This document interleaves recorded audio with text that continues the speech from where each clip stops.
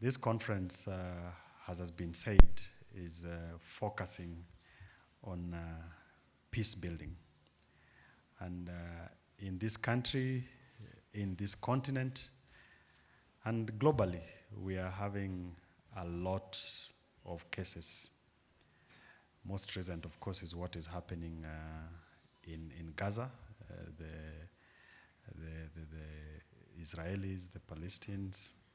Of course, you can call it in other names. In Africa, we have, I think one of the longest conflicts has been in Somalia, where the African Union has been having a presence for quite a while. The international community has been supporting the peace process there. We are having situations in South Sudan that hopefully are getting better or is getting better. The Sudan, one of the most recent cases.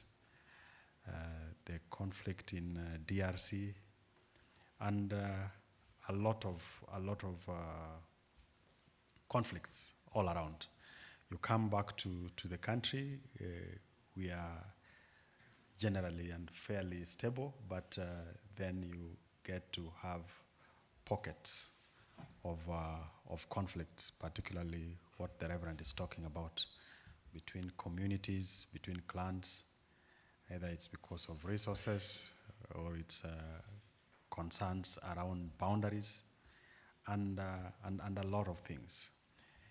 And as we have this conference, I think there is no better time than this to be having a conversation, particularly from scholars, people who've learned about peace, and also bringing people from different nationalities with different experiences on matters to do with peace and conflict and peace building.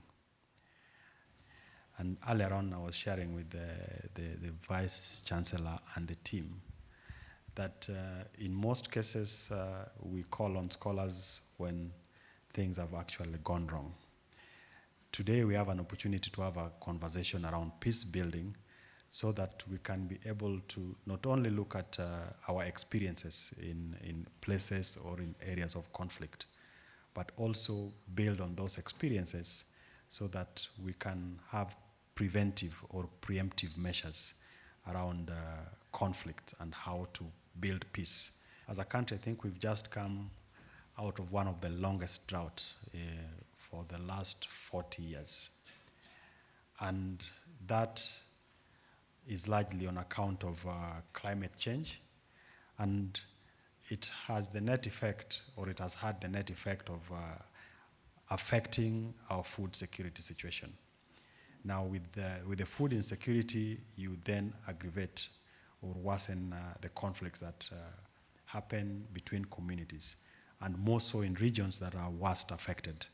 In our country, the bulk of our landmass is either arid or semi-arid. For many years, such situations have compelled the African continent to rely on broader international community to solve our conflicts using foreign conflict management models, programs, and initiatives. Now, some of those models have worked, but to a larger extent, those models have not worked. And it's important that when we engage practitioners like yourselves, we are able to come up with real homegrown solutions based on our experiences in different jurisdictions. It comes at an opportune moment when we are in the tail end of reviewing our national peace-building architecture as a country. As you may be aware, the government of Kenya, under the leadership of His Excellency President William Ruto, is taking great strides in setting the stage for a new agenda for peace in the country. We've had unending conflicts in the North Rift. We've had castle rustling, and a lot of it is clothed as traditional practices or our way of life. But at the end of the day, what we've ended up with is loss of lives, destruction of property, and interference with livelihoods. And as a government, one of the things is, number one, we are silencing the guns, and you can give testament to the effect of those interventions. But we are not just silencing the guns by having forces to intervene. Beyond that, we are working on an elaborate program, a Marshall Plan, that is going to address this perennial conflict in terms of making sure that we have the right social amenities. We are building schools, we are building the infrastructure and pointing our young ones to school, as opposed to having the case where the Reverend was giving the example where you have a child does not have a problem handling the gun when they can barely read or write. To begin with, the last general elections was documented to be the most peaceful in our history, owing to the president's campaign that was conducted purely on the basis of important national issues and not divisive politics. And of course, the players and actors within the peace-building space were also able to actively engage the people. The Uyano platform that the chair of the NCIC has talked about did a lot of work, and there's a lot of documentation on how significant a role they played in ensuring that we had a peaceful election, something that had not, one, been anticipated, and it was also the first time that we were having such a peaceful exercise. The president has also set the country on a transformative path that envisages a Kenya where peace is achieved by lifting those at the bottom and dealing with the persistent inequalities and poverty.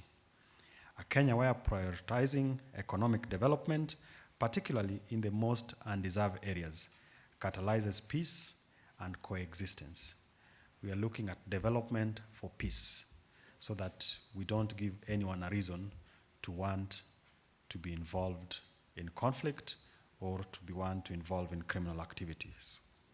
As we speak, Kenya may be very well be the only country around the world that has undertaken a peace-building architecture review, and it is our aspiration that the implementation will reinforce our position as a global and regional leader in peace building. And later on in the year, we'll be sharing some of these experiences at the UN convention, just to let the world know what our experiences are around the development of the peace building architecture. And demonstrably, we are a leader in peace building in the region, whether it's our operations or our support in what is happening in Somalia, our support or part of the East African mission, community mission in DRC, and most recently of our intention to move to support our brothers in Haiti. I know that